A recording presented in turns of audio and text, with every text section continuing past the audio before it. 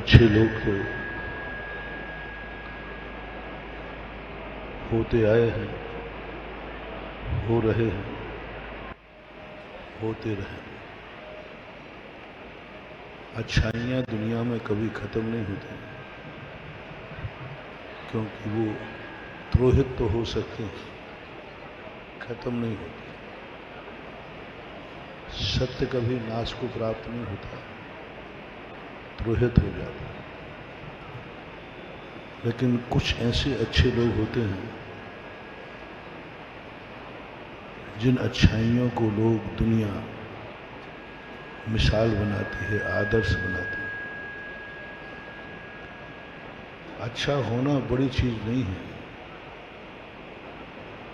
लेकिन तुम्हारी अच्छाइयाँ इतनी अच्छी हों कि दूसरा लोग अच्छे बने या न बने, उस अच्छाई का नाम लेकर के तुम्हारी पूजा करने लगे। लोग अच्छे आदमी की पूजा नहीं करते, अच्छे आदमी का मंदिर नहीं बनाते, उस अच्छे आदमी की पूजा करते हैं जिसकी अच्छाई भी, जिसकी अच्छाई का नाम लेते ही, उस अच्छे व्यक्ति की कथा सुनते ही जन्म जन्म के पातक कट जाते हैं बिना अच्छा बने। एक वो मार्ग है जिसमें तुम्हें अच्छा बनना पड़ेगा।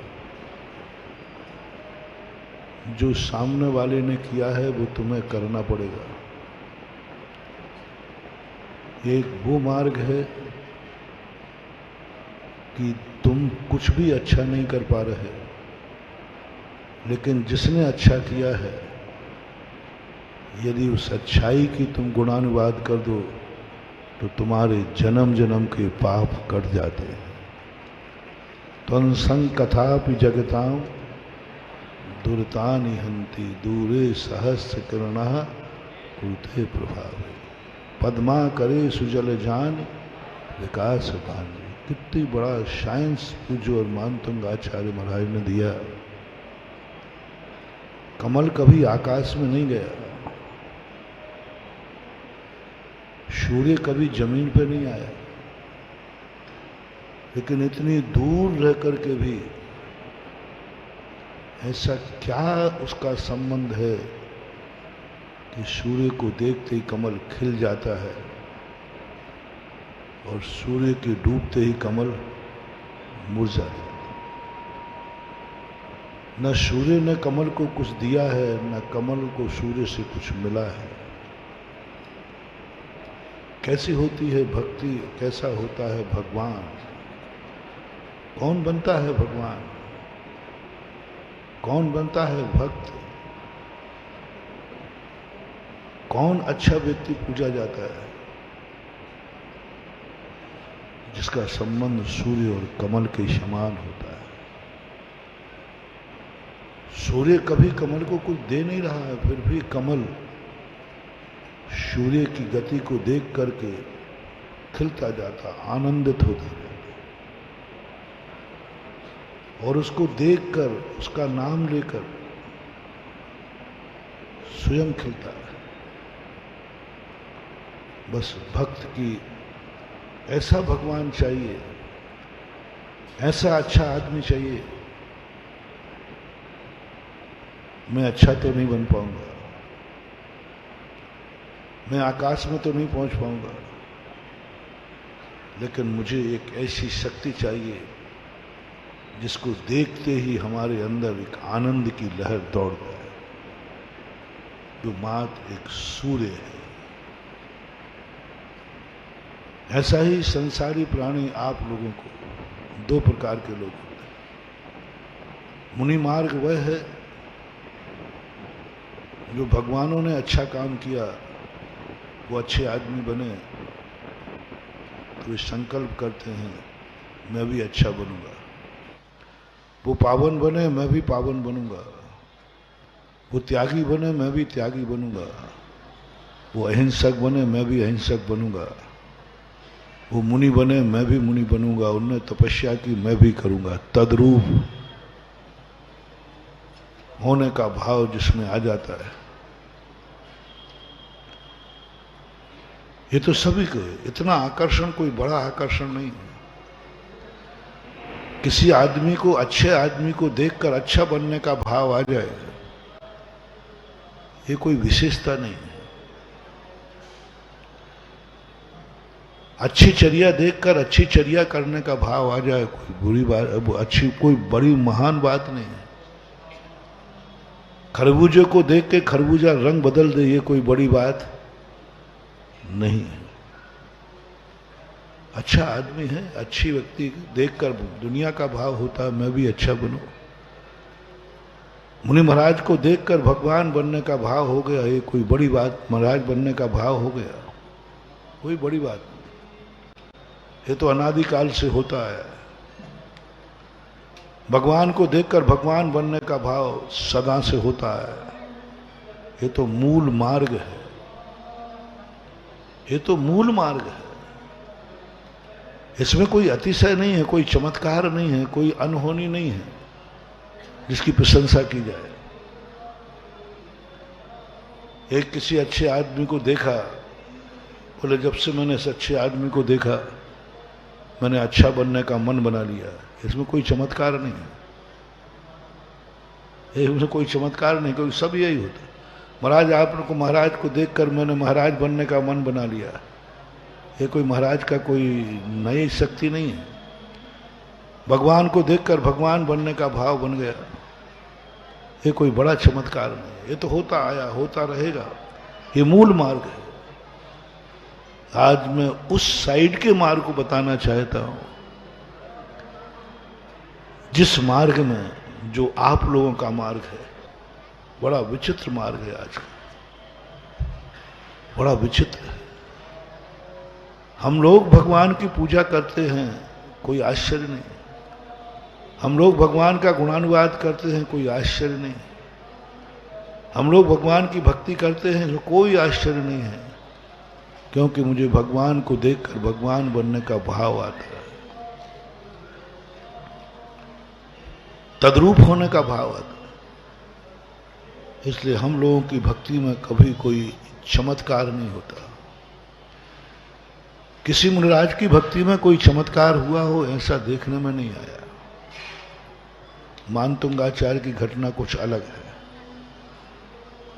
कुछ घटनाएं हैं। कुष्ठ आदि रोग दूर हुए, पर वो उन्होंने किए नहीं, वो हुए हैं। मुनि महाराज ने आज तक कभी अपने संकट दूर करने के लिए भगवान की भक्ति की हो, ऐसा कभी हमने शास्त्रों में सुना नहीं, देखा नहीं कि अपने संकट दूर करने के लिए कहीं भगवान की शरण में पहुंच गए हों। नहीं, उनके संकट दूर होते हैं क्योंकि भगवान को देखकर भगवान बनने का भाव कर लेते हैं। जैसे व्यक्ति को भगवान बनने का भाव होता है, फिर संकट दूर किए नहीं जाते, संकट अपने आप दूर हो जाते। मुनि महाराज को देखकर मुनि बनने का भाव हो गया, काफी है, पुण्यबंध चालू हो गया। अच्छे आदमी को देखकर अच्छे बनने का भाव हो गया, कोई बड़ी बात नहीं। त्यागी को देखकर त्याग का भाव हो गया, हो गया। लेकिन तुम गृहस्थों का मार्ग तो बड़ा विचित्र है। मुनि को देखकर तुम्हारा मुनि बनने का भाव नहीं होता, और मुनि की पूजा करते हो इसलिए नहीं करते हो कि मुझे मुनि बनना है। हम तो इसलिए करते हैं, हम भगवान की स्तुति करते हैं क्योंकि मुझे भगवान बनना है।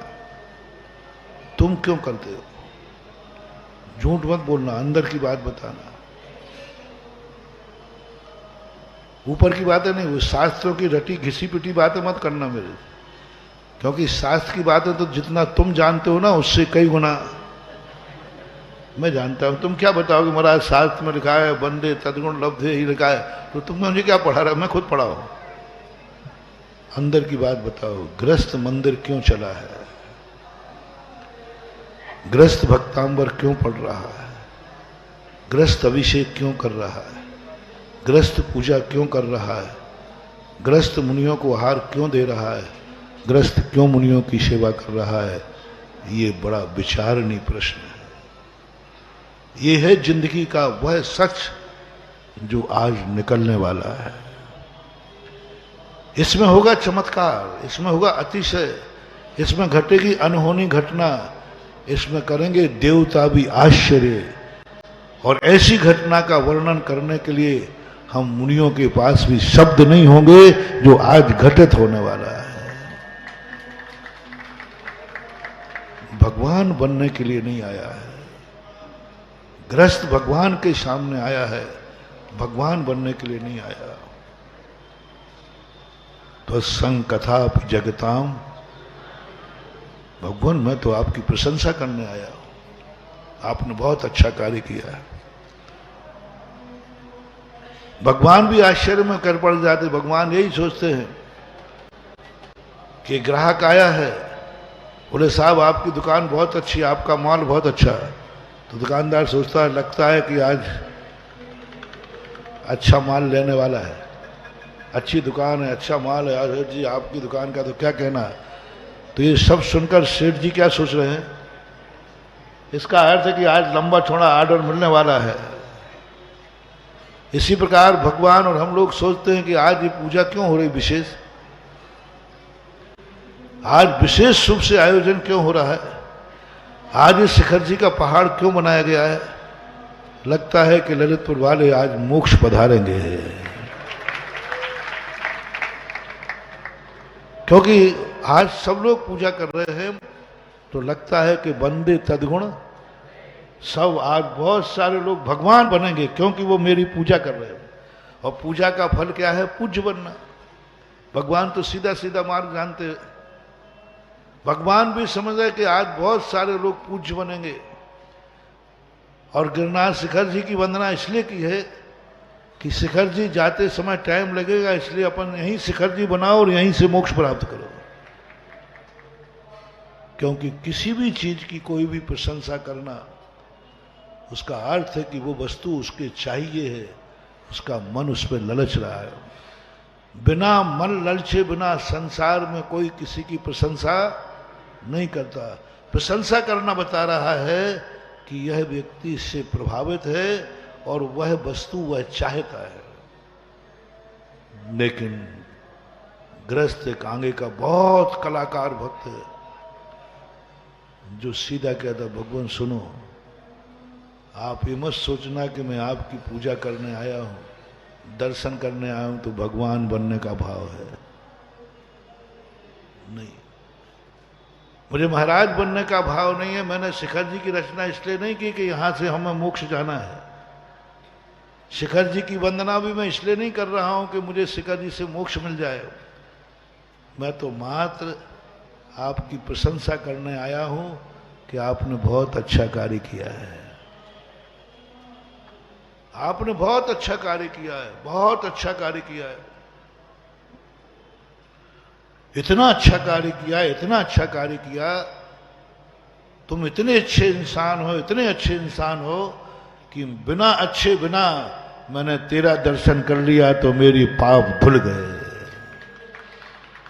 अच्छे बन करके पाप धोना, अच्छे बने बिना अच्छे का दर्शन करने में पाप धुलना।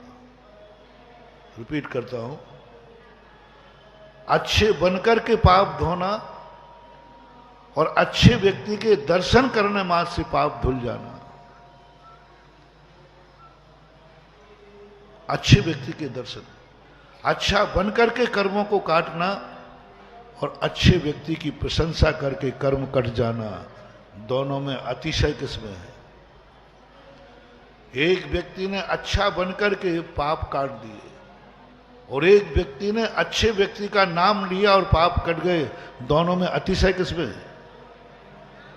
हर लगी ना फटकरी, रंग चोखा हो गया, रंग चोखा हो गया, कुछ भी नहीं लगा, मुझे अच्छा बनना ही नहीं पड़ा। इसका नाम है गृहस्थ की पूजा। मुनि महाराज वो हैं जो अपने कर्मों को अच्छा बन के काटते हैं और गृहस्थ वो है जो अच्छे व्यक्ति की प्रशंसा करके अपने पाप काट लेता है, निधत निकाल, अच्छा बनता नहीं है तू, भाव ही नहीं आता मुझे भगवान बनना है, लेकिन भगवान की पूजा जरूर करूंगा। क्या प्रभाव हुआ? यह है चमत्कार, यह है तीर्थंकरों का चमत्कार। यही मानतुंगाचार्य महाराज ने कहा कि भगवान आपका चमत्कार देखकर मैं दंग रह गया कि आपका तदनुरूप आचरण करने से कोई काम हो जाए तो कोई बड़ी बात नहीं है। यहां तो लोग अच्छे बन नहीं रहे हैं। मात संग कथा पि जगताम, आपकी कथा कर रहे हैं और दुरित को हर रहे हैं। आपकी कथा कर रहे हैं, आपका नाम ले रहे हैं और पापों का इनका क्षय हो रहा है। बिना साबुन लगाए कपड़ा साफ हो रहा है। यहां तो रगड़ रगड़ करके हैं, साबुन घिस डाली तब कपड़ा साफ हुआ। हमारा मार्ग है, जब हम साबुन लगाएंगे तब कपड़ा साफ होगा। वाह रे वाह गृहस्थो, तुमने क्या चमत्कार है, साबुन लगी नहीं और कपड़ा साफ हो रहा। मात कंपनी की प्रशंसा की है। क्या ताकत थी, क्या स्थिति थी, इतना प्रभाव। पापी के पाप छोड़े बिना पाप धुल गए। कमल कीचड़ से ऊपर नहीं उठा और कीचड़ से ऊपर उठ गया। कमल कीचड़ से नहीं हटा और कीचड़ से ऊपर उठ गया। कमल की जड़ अभी कीचड़ में ही है, लेकिन वो कीचड़ से ऊपर उठ गया, प्रफुल्लित हो गया। ऐसे ही गृहस्थ कीचड़ में है, लेकिन जैसे ही भगवान रूपी सूर्य को दिखता है तो गृहस्थी के कीचड़ से ऊपर उठ करके खिल जाता है। गृहस्थी नहीं छोड़ी, कुछ भी नहीं छोड़ा उसने। उसके पैर तो कीचड़ में ही हैं, पैर तो कीचड़ में ही हैं, लेकिन भगवान को देखकर उसका हृदय कमल, भगवान को देखकर उसका चेहरा आनंद से ऐसा खिल उठा जैसे ये कीचड़ में है ही नहीं। जैसे सूर्य को देखकर कमल खिल गया, ऐसा ही भक्त ने भगवान को देखा और पता नहीं क्यों आनंद आ रहा है। किसी अच्छे आदमी को देखकर अच्छे बने बिना तुम्हें आनंद आ जाए, समझ लेना वही तुम्हारा देवता है। अच्छे आदमी को देखकर अच्छे बने बिना नमोस्तु करने का भाव हो जाए, समझ लेना वही तुम्हारा गुरु है। पाप छोड़े बिना जाप करने का भाव हो जाए, समझ लेना वही तुम्हारा मंत्र है। अंजन चोर ने कुछ भी नहीं छोड़ा, लेकिन नमोकार मंत्र का जाप करके इतना समर्पित हो गया कि मरने को तैयार हो गया। उसका इष्ट मंत्र होगा, सिद्ध हो गया। आपकी जिंदगी में ऐसा क्या मिला भगवान से?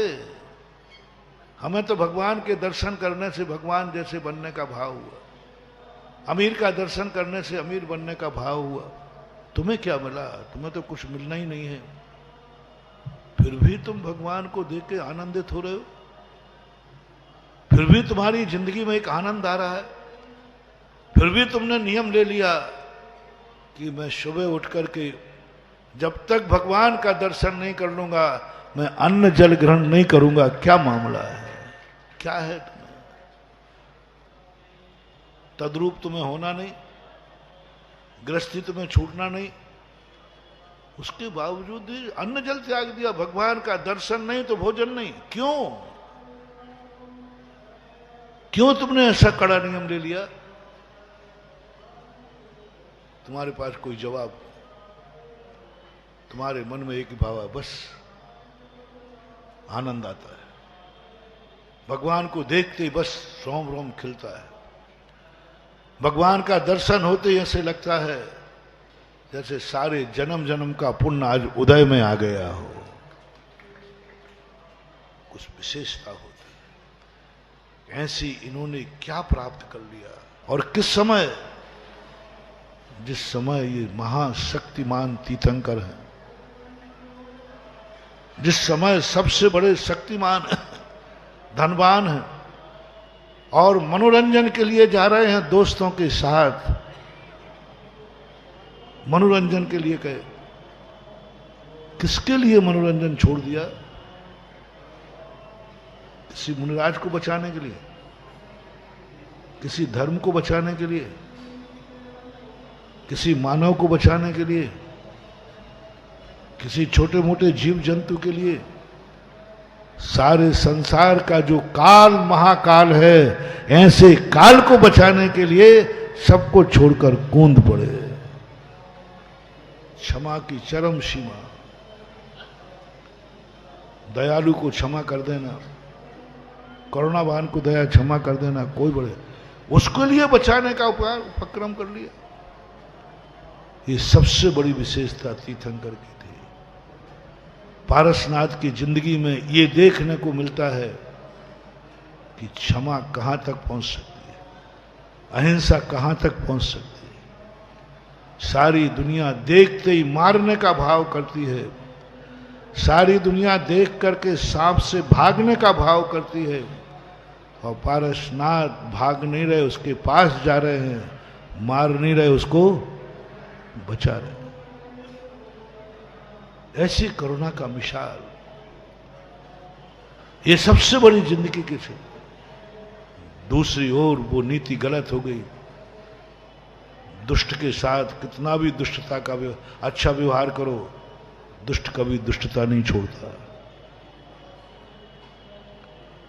सारे देवताओं में धर्मेंद्र पद्मावती को ही विशेष स्थान क्यों मिला? मैंने सोचा आखिर क्या बात।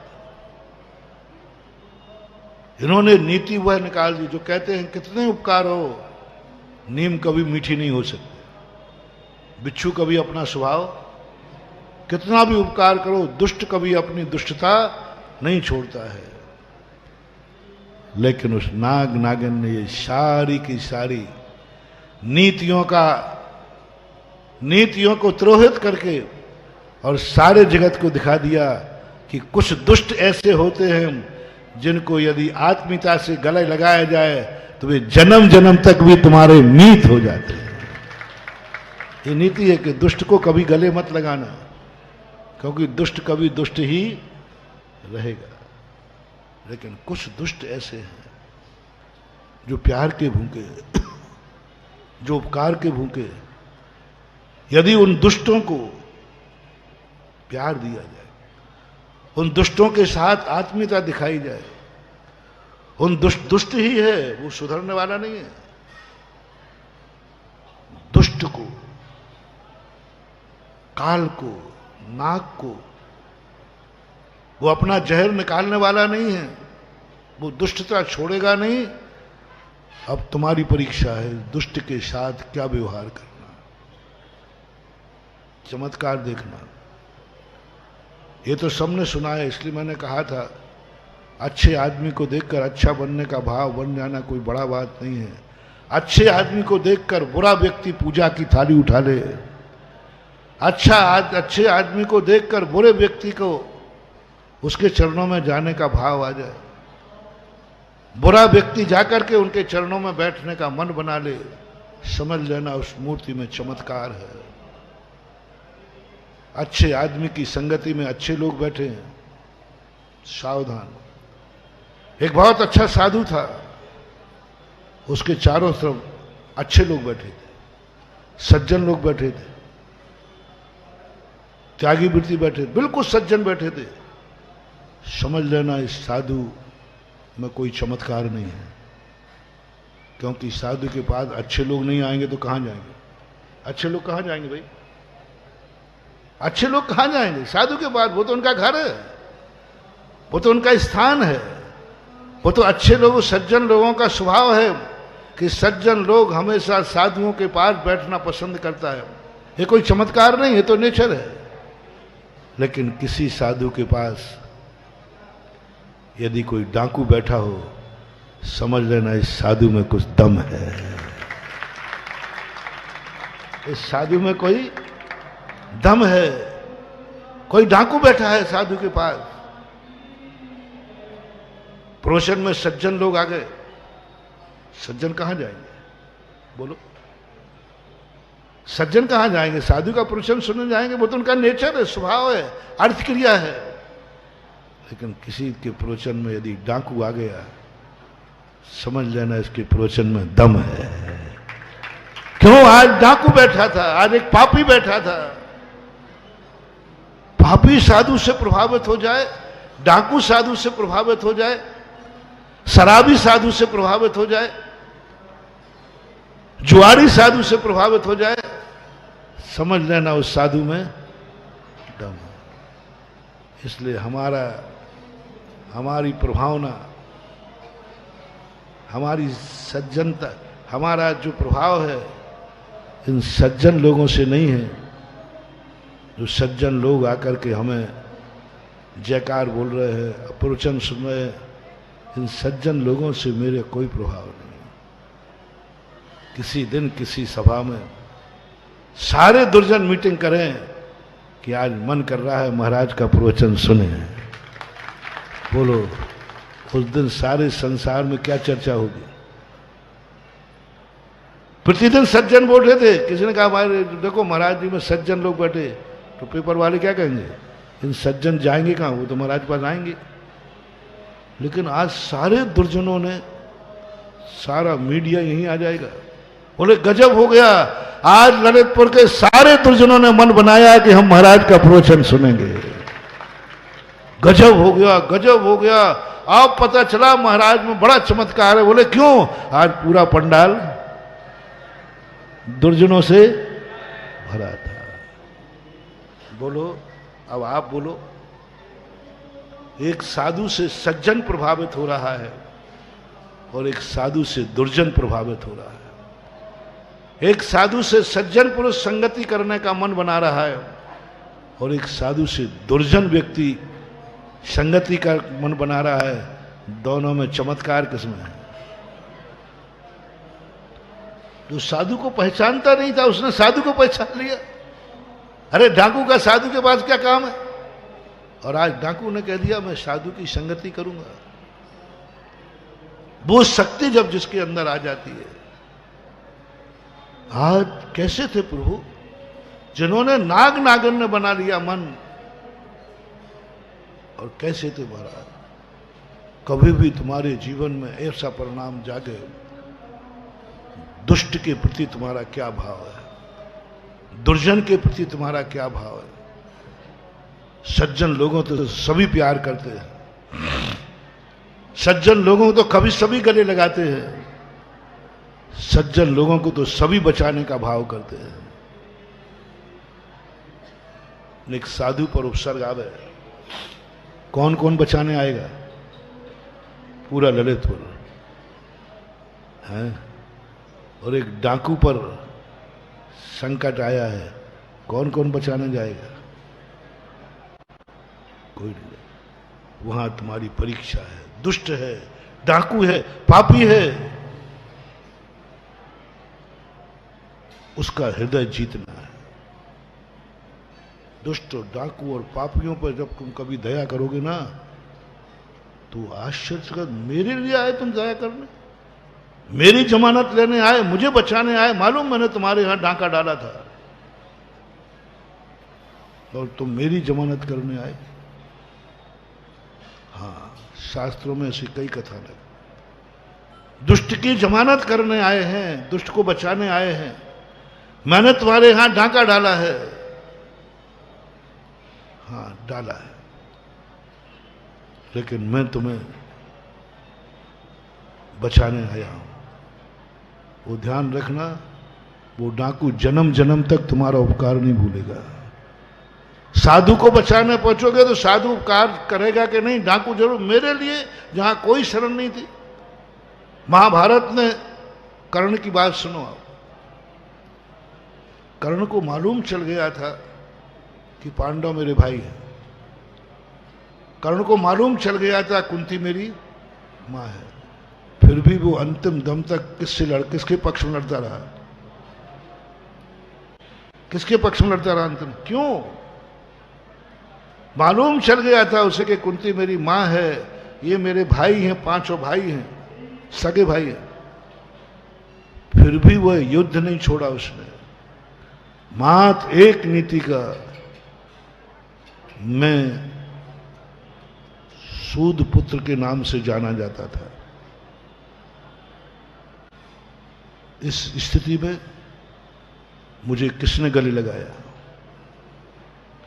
जहां मेरा कोई नहीं था, सब मेरी निंदा करते थे, सब बहिष्कार करते थे।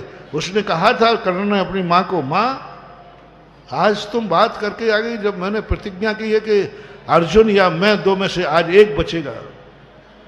यदि मैं तेरा बेटा था, जब भरी सभा में सारी दुनिया मुझे सूत पुत्र कह रही थी, उस दिन तेरा मातृत्व तो नहीं खोदा? तू भी बैठी थी वहां पर कि जब सारे लोग कह रहे थे सूत पुत्र, इसको प्रतियोगिता में भाग नहीं लेने दिया जाएगा क्योंकि ये राजकुमारों की प्रतियोगिता है। एक प्रतियोगिता हुई थी राजकुमारों, उस प्रतियोगिता में भाग लेना नहीं, इसको बाहर करो।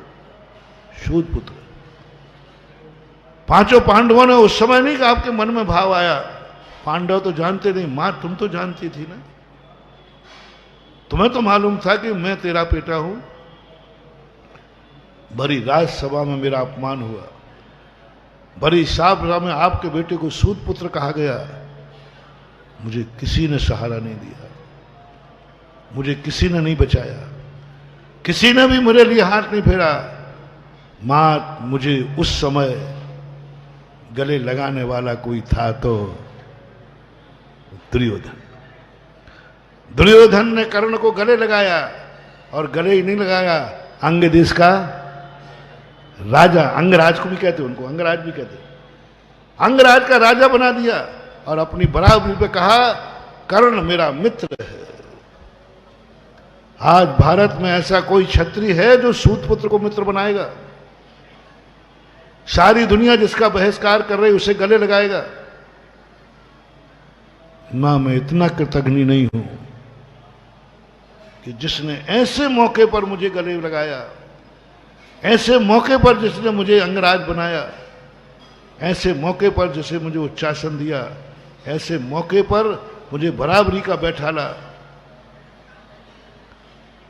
ऐसे व्यक्ति के लिए तो मुझे भाइयों को भी मारना पड़ेगा तो मारने को तैयार हूं, लेकिन ऐसे उपकारी का बीच मझधार में साथ छोड़ने को तैयार नहीं। कभी किसी की ऐसी परिस्थिति में तुम काम आ जाओ जहां सारी दुनिया थुतकार रही है, सब तरफ से कर्मों का मारा है, समाज का मारा है, परिवार का मारा है, अपनी जिंदगी से मारा हुआ है, और हर व्यक्ति उसके बुरा सोच रहा है, हर व्यक्ति बुरा सोच रहा है। सावधान, जिसका सब लोग अच्छा सोच रहे हैं उसकी बात नहीं कह रहे, जो सब तरफ से अच्छा है उसकी बात नहीं कह रहा हूं, जो सब तरफ से बुरा है, किस्मत से भी बुरा है, सारी दुनिया उसका बुरा सोच भी रही। किसी से पूछो इसका क्या, इसका नाश हो, इसका विनाश हो, हर व्यक्ति एक ही कह रहा है, भाई वो बहुत संकट में, अरे मरने दो, जितनी जल्दी मर जाए उतनी जल्दी अच्छा है। ऐसे व्यक्ति के प्रति तुम्हारा क्या भाव है? और वो महसूस कर रहा है जगत में मेरा कोई नहीं, सब मेरे मारने की भाव कर रहे हैं, सब मेरे मरने का भाव कर रहे हैं, सबको मेरा रोना अच्छा लग रहा है, यहां तक कि मेरी किस्मत को भी मेरा रोना अच्छा लग रहा है। किस्मत से भी थक चुका है वो, कोई साथ नहीं। ऐसे समय पर ऐसे व्यक्ति का तुम थोड़ा साथ देने का भाव करना। उनको तो दुनिया साथ देती है जिसका दुनिया साथ दे रही है, जिसके लिए दुनिया खड़ी है उसके साथ तुम भी एक भीड़ में खड़े हो जाते हो, मैं भी तुम्हारा सहयोग करूंगा। लेकिन एक वो व्यक्ति जिसको कोई साथ नहीं दे रहा, भीख भी नहीं मिल रही उसको, घर तो है ही नहीं उसका, यदि अपनी समाज के समय सबसे अच्छे और बड़े आदमी कौन है? जो पूरी समाज में, पूरे भारत की समाज में प्रशंसनीय हो, सबसे बड़े आदमी हो, सबके चहेते हो और हर व्यक्ति उनकी प्रशंसा करता हो, उसका नाम ललित वालों को मालूम है? जोर से बोलो, जोर से बोलो। तुम उत्तर प्रदेश के होकर के, और तुम्हारे उत्तर प्रदेश में कोई व्यक्ति नहीं है? ललितपुर में नहीं है ना? तुम खुद नाम ले सकते थे, तुम कह सकते महाराज संसार का सबसे अच्छा व्यक्ति मैं तो बैठा हूं। तुम्हारी आत्मा ने नगारा कर दिया ना, नहीं मैं उतना अच्छा। ललितपुर को, तुम ललितपुर के रहने वाले ललितपुर का नाम नहीं ले पाए क्योंकि तुमने कहा कि नहीं, उनसे अच्छा हमारे ललितपुर में, उत्तर प्रदेश में नहीं, भारत में नहीं, कौन व्यक्ति है सबसे अच्छा? एक बार और बोलो, बहुत अच्छा लग रहा है।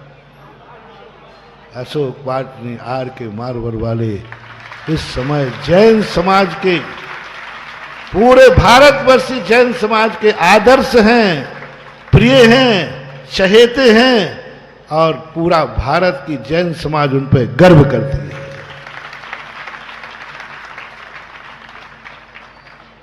वो यहां आए हुए हैं। उन्होंने कहा कि भाई मुझे थोड़ा गाड़ी चाहिए है देवगढ़ जाने के लिए, हमारी गाड़ी पंचर हो गई। कितने लोग गाड़ियां दे देंगे? है 10 गाड़ी आ जाए, अरे साहब साहब आओ।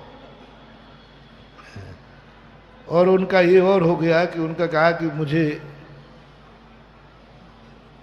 वो सामान था वो स्टेशन पर सब गायब हो गया, मुझे 1 लाख रुपया चाहिए।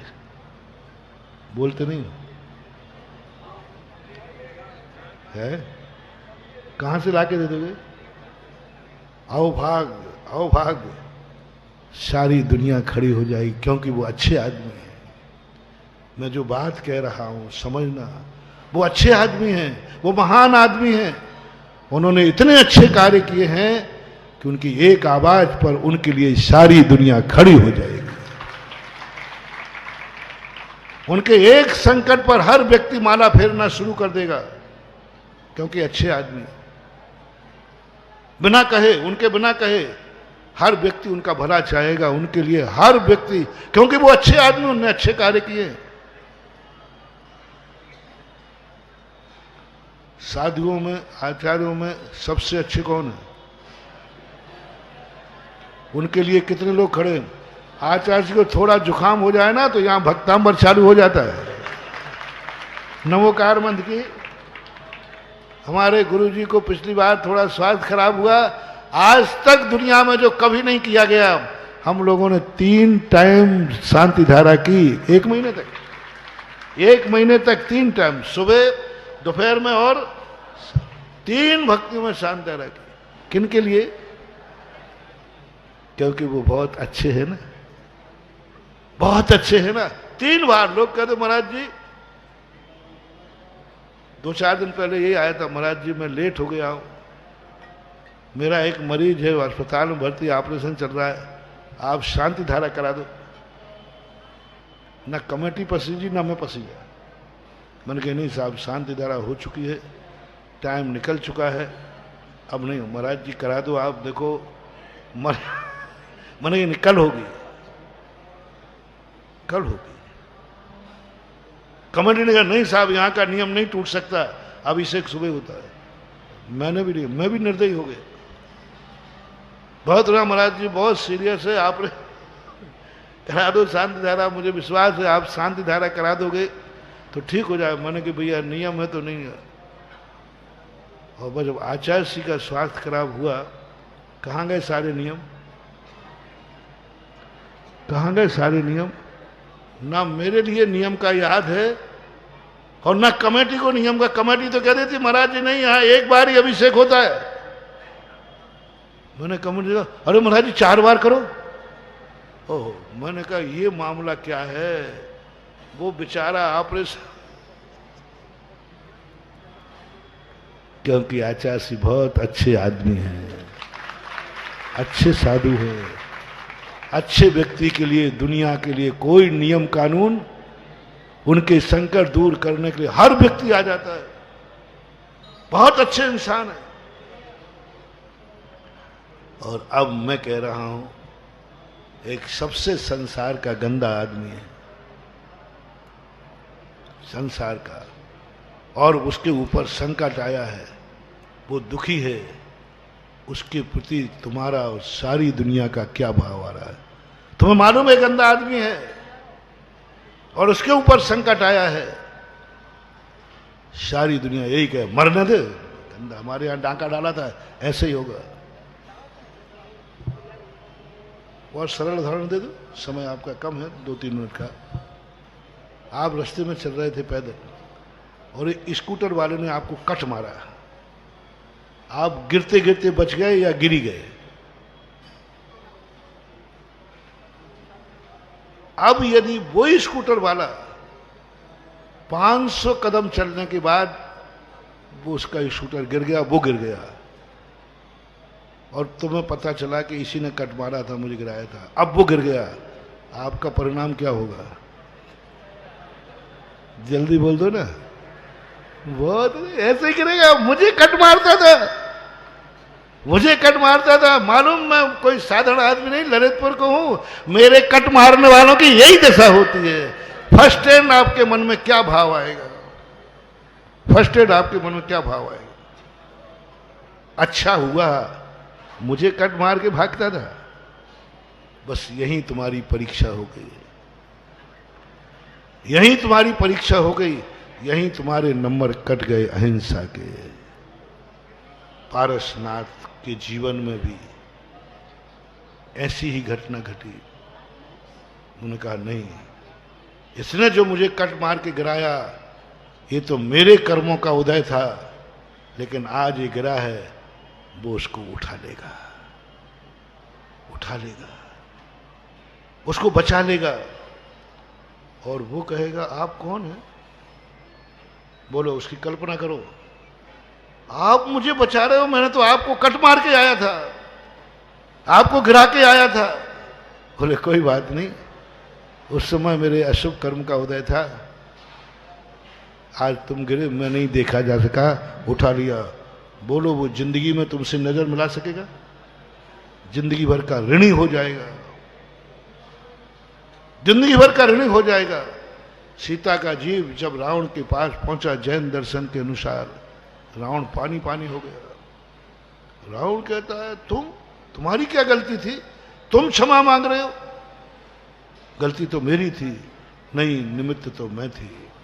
रावण पानी पानी हो गया, और संभवतः उसी समय ऐसा परिणाम बन गया कि रावण तीर्थंकर होगा और विदेही गणधर बनेगी। कभी दुश्मन को गले लगाने का तो सोचो, अपनों को तो गले हमेशा हर व्यक्ति लगाता है। तुम्हें क्या पशु भी लगा लेता है, तुम्हें क्या दुर्जन भी लगा लेता है, तुम्हें क्या शेर चीते भी अपनों को गले लगा लेते हैं, एक बंदर भी अपने बच्चे को गले लगा के चलता है। आज पारसनाथ के मोक्ष दिवस के ऊपर एक सबक लेना है, कभी दुश्मन को गले लगाने का मौका मिले तो लगाने का भाव आ जाए तो समझ लेना मुकुट सप्तमी। कभी ऐसा भाव आ जाए, दुश्मन है, देखो मैंने पहले ही कह दिया, दुर्जन है पहले ही कह दिया, दुष्ट है ये पहले कह दिया, सब कुछ, आप कुछ भी मैं नहीं सुनना चाहे, पर तुम्हारे मन में भाव आ जाए इसका भी कल्याण हो। तुम्हारा भाव आ जाए भगवान, उस दिन पूजा करते समय भाव आ जाए भगवान एक दुष्ट मिला था मेरा दुश्मन, भगवान उसका भी कल्याण हो, उसको भी सद्बुद्धि हो। जिसने तुम्हारा सब कुछ मिटा डाला, नाश कर डाला, तुम यही कहोगे भगवान मुझे कुछ दो या नहीं दो, लेकिन उसका जरूर नाश कर देना, उसका जरूर नहीं। पारसनाथ कहते हैं जिसने तुम्हारा नाश किया है उसके नाश के नहीं, उसके बिना विकास के भावना करने का भाव आ जाए तो पारसनाथ के वंशज, और पारसनाथ को हमने समझ लिया, पारसनाथ को हमने समझ लिया। और ये इनकी साधना एक भव की नहीं, 10 भव पहले भी जिस भाई ने उसका सब कुछ मिटा दिया, सब कुछ बर्बाद कर दिया, वो कहानी मैं सुनाना नहीं चाहता, सब कुछ मिटा दिया, सब कुछ बर्बाद कर दिया, फिर भी पारसनाथ किसके चरण पकड़ने पहुंच गए? किससे क्षमा मांग रहा? अपराध ही नहीं। पारसनाथ के जीव का कोई अपराध नहीं था, किंचित मात्र भी। सारा अपराध अग्निभूति का था, सारा अपराध अग्निभूति का था, लेकिन क्षमा कौन मांग रहा है? पैर कौन पकड़ रहा है? गले कौन लगा रहा है? सीखो इस शिक्षा से कि जिसने सर्वनाश किया दुष्ट ने, उसके प्रति भी क्या तुम्हारा करुणा भाव है, दया भाव है? कभी दुश्मन को भी गले लगाने का भाव है? कभी दुखी को, जिसका कोई साथ नहीं दे रहा है, उसका साथ देने का साहस है?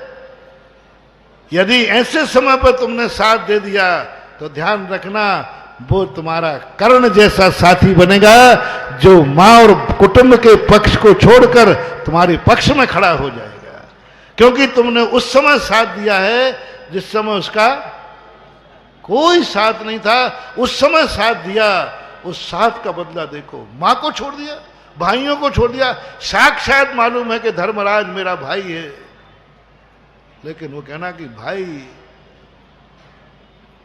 उसके सामने सब तुच्छ है, क्योंकि उस समय मुझे गले लगाया जिस समय मेरा कोई नहीं था।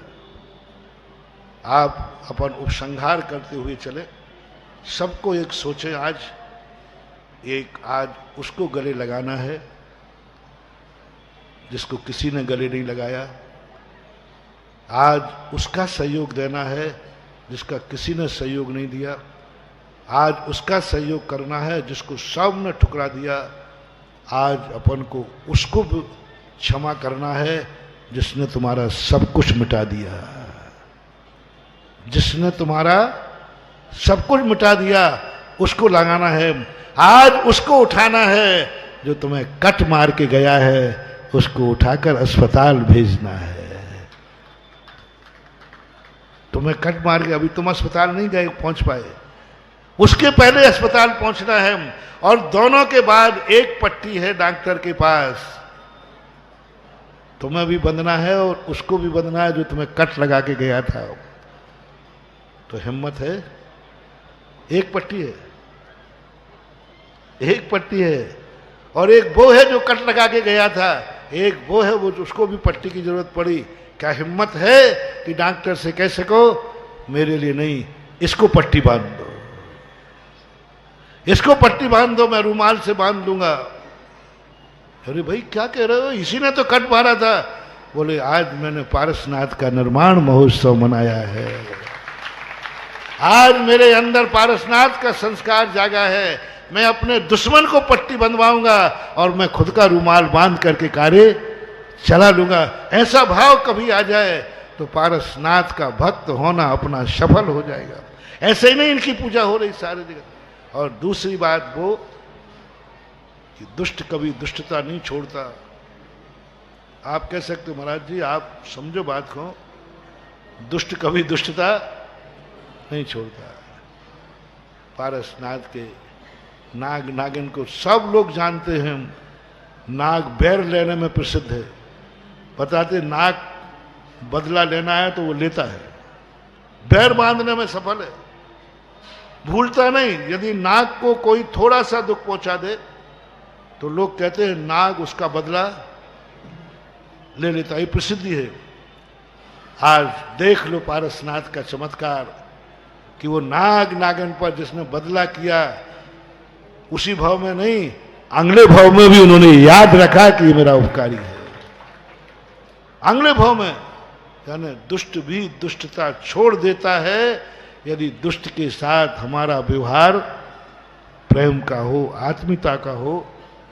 ऐसी स्थिति में नाग नागिन जैसी पर्याय भी आकर के धरणेन पद्मावती बनकर के पारसनाथ का संकट दूर किया। आज भगवान पारसनाथ का निर्माण महोत्सव है। आप लोग नहीं सुधरोगे।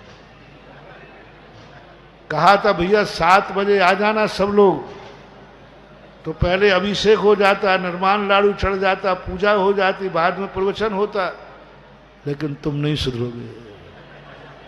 तुमने कहा महाराज जी सब कुछ ठीक है, हम तो जब आना है तभी आएंगे, तो हमें भगवान का कार्यक्रम डिस्टर्ब करना पड़ा तुम्हारी बदौलत कि चलो भाई मैं प्रवचन किए देता हूं, पूजा बाद में कर रहे हैं, क्योंकि अभी आज भगवान के भगत लोग अभी सो के नहीं उठे, क्योंकि मेरा दिन नहीं है, आज आपका दिन है, आज भक्ति का दिन है, आज उस देवता की पूजा का दिन है जिस देवता को देख करके भली अच्छा बनने का भाव आवे या नहीं आवे, लेकिन उस देवता की संगति से हमारे जन्म जन्म के पाप कट जाते हैं। और नाग नागिन को भगवान बनने का भाव नहीं आया, नाग नागिन को भगवान को देखकर भगवान बनने का भाव नहीं आया, मोक्ष मार्ग पर जाने का भाव नहीं आया, सम्यक दर्शन प्राप्त करने का भाव नहीं आया। तीर्थंकर के वचनों से सम्यक दर्शन होता है, महिमा से सम्यक दर्शन होता है, और नाग नागिन को सम्यक दर्शन प्राप्त करने का भाव नहीं आया। लेकिन क्या भगवान का दर्शन किया उन्होंने कि उनके भगवान का दर्शन मात्र से, भगवान के वचन मात्र से उनके नाग नागिन जैसा पापी कर्म ही कट करके देव और देवी बना दिया। तत्संग कथापि जगताम दुरांति, आपका नाम दर्शन करने मात्र से उनके ऐसी पापी पर्याय कट गई। नाग प्राय मर करके नीच योनियों में जाते हैं क्योंकि वो क्रोधी होते हैं, लेकिन एक पारसनाथ की महिमा से वो दुष्ट का भी पाप कट गया दर्शन मात्र से। इसलिए भगवान को देखकर अच्छा मनने का भाव आवे या ना आवे, लेकिन बार बार भगवान का दर्शन करने का भाव आवे, बार बार भगवान की पूजा करने का भाव आवे, बार बार अभिषेक करने का भाव आवे, बार बार उनका हर साल निर्वाण लाडू चढ़ाने का भाव आवे, समझ लेना उस भगवान में चमत्कार है, भगवान बनने का नहीं। हम लोग यदि भगवान के पास जाते हैं तो कोई अतिशय नहीं, क्योंकि उनके पास जाने से मुझे भगवान बनने का, लेकिन आप लोग आते हो, आप लोग आते हो, आपको तो भगवान बनने का भाव ही नहीं है, फिर भी कहते हो मैं देव दर्शन का नियम लेता हूं, अन्न जल ग्रहण नहीं करूं। किस लिए? बस दर्शन करना। किस लिए अभिषेक कर रहे हो? तुम्हें तो कोई भगवान बनना ही नहीं है, बस आनंद आ रहा है। किस लिए प्रवचन सुन रहे हो? तुम्हें तो मुनि बनना ही नहीं है, बस सुनने मात्र से पाप कट जाते हैं, छूने मात्र से पाप कट जाते हैं, इनकी कथा करने मात्र से पाप कट जाते हैं। हम नाग नागिन कहते हैं हम भगवान नहीं बन पाएंगे, हम मुनिराज नहीं बन पाएंगे, हम वृत्ति नहीं बन पाएंगे, लेकिन आज दिखा दूंगा दुनिया को कि भगवान का दर्शन मात्र से भी हमारी त्रियंच पर्याय खत्म हो गई और हम देव देवी बन गए। इसलिए समय आपका है, अब आप लोग जल्दी देखो, शांति धारा भी होना है, लाडू भी चढ़ना है। आज की शांति धारा वो भी सम्मेद शिखर बन गया है इस समय क्षेत्रपाल। मैं आते ही बहुत कमेटी से कह रहा था, मैंने कहा ये ढेर पहले से क्यों नहीं हटाया तुम लोगों ने, ये हट जाता तो मंदिर की भव्यता और आती। तो उन्होंने बहुत सारी समस्याएं बताई कि बोले महाराज जी हार्ड ड्रा कैसे जाएगा, वो मशीन कैसे जाएगी, इसे ढेर लगा। मुझे क्या पता कि ये ढेर का इतना पुण्य है कि यही ढेर एक दिन सम्मेद शिखर बन करके आएगा। ये बोलो, ये ढेर तुमने सम्मेद शिखर बनाने को लगाया था? नहीं, लेकिन देखो वह मिट्टी का ढेर आज सम्मेद शिखर की रचना को प्राप्त हो गया, और वह सम्मेद शिखर की रचना के बाद वहां भगवान भी बैठ गए, मिट्टी के ढेर पर भगवान बैठ गए। अब चाहिए है एकलव्य जो इनका अभिषेक करके चमत्कार दिखाए, अर्जुन नहीं, एकलव्य चाहिए। तो ऐसी स्थिति को, और आज का निर्वाण लाडू एक अपने आप में बहुत महत्वपूर्ण है। जल्दी एक एक मिनट में जो काम करके और आगे की पूजा कार्यक्रम करें, महावीर भगवान है।